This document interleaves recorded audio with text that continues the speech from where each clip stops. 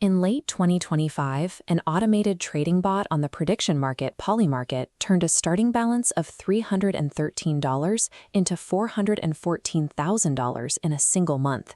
It executed over 6,600 trades with a 98% win rate. It didn't achieve this by predicting the future. It exploited a mechanical lag. Polymarket's short-duration crypto contracts updated their prices slightly slower than the actual spot exchanges, like Binance, where the underlying assets traded. This diagram shows the lag. The top line is the real-time Binance price. The bottom is Polymarket lagging behind. When Bitcoin moved sharply, making the contract's outcome certain, Polymarket still showed 50-50 odds. The bot repeatedly bought the mispriced side while humans slept. What used to require a quantitative research team, software engineers, and risk managers was reverse engineered by a single developer. Using the AI model Claude, they recreated the full-stack monitoring and execution system from a single prompt session in just 40 minutes. Forget the crypto speculation. This is a warning about the mechanics of your career. The bot succeeded by finding a structural inefficiency in the market and exploiting it at a speed biological humans cannot match. We call that exploitation arbitrage. Most of the global economy runs on it. Entire industries and career paths exist purely to close the gap between production costs and what the market is willing to pay. Historically, those inefficiencies took a long time to close. Since the days of E. Nasir and his famous cuneiform complaints about the quality of copper, commerce has relied on geographic and informational distances.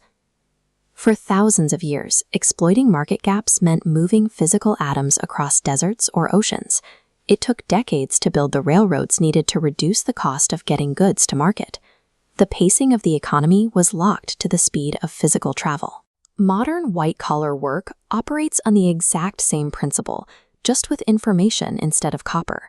If you get paid for your domain knowledge or your ability to synthesize data, your salary is likely funded by an informational or cognitive arbitrage gap. You see the silos that others find too expensive or invisible to close themselves. This timeline shows the average arbitrage window on that Polymarket exchange.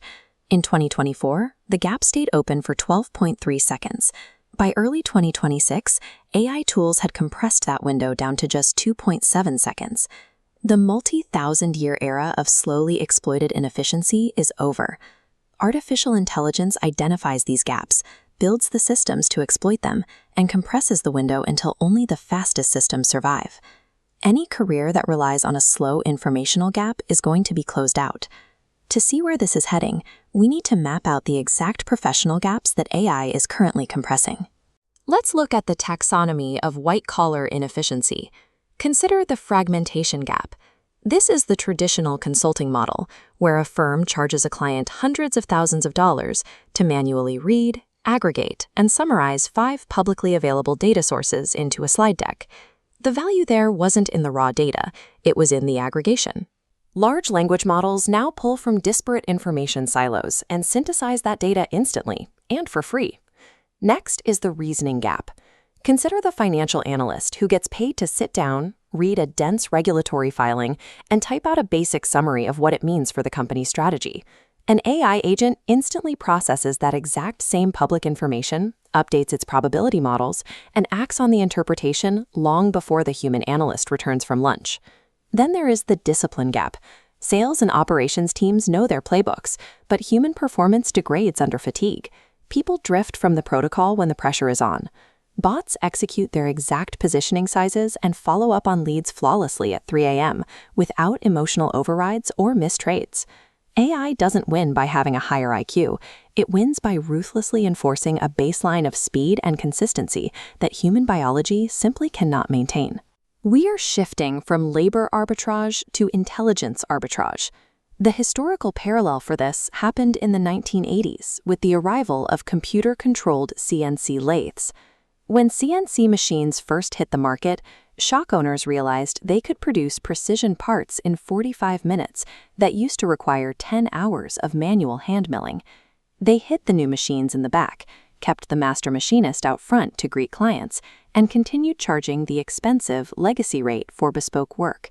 Today, creative agencies and professional service firms are doing the exact same thing. They secretly use AI to generate deliverables at a fraction of the cost, while fraudulently billing their clients for full human hours. The profit margins look staggering for a brief moment, but that bespoke premium evaporates the second the rest of the market acquires the exact same machines and prices collapse to reflect the new cost of production. The market always finds out, and it always corrects to the new cost of execution. Hiding your AI usage while pretending to deliver hand-rolled data is a fatal business strategy. The standard corporate framing treats AI like a meteor strike, a single disruption followed by a long, stable settling period. That is incorrect.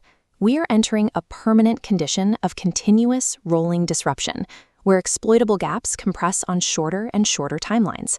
This diagram lays out the 3 questions you have to ask yourself to survive this cycle. 1. What inefficiency is my job currently built on? 2. How fast will AI close that gap? And 3. What new gap does that closure create? The core law of AI survival is simple. Every time AI collapses the cost of generating production, human value migrates upstream. When anyone can generate functions, the bottleneck shifts to system architecture and integration. When the cost of legal research goes to 0, the value migrates up to the domain judgment and the client trust required to actually apply that research. Stop competing on execution, formatting, and data retrieval. If you want a durable career, position yourself over the structural gaps that machines still cannot close: domain judgment, real-world physical relationships, and the curation of human taste.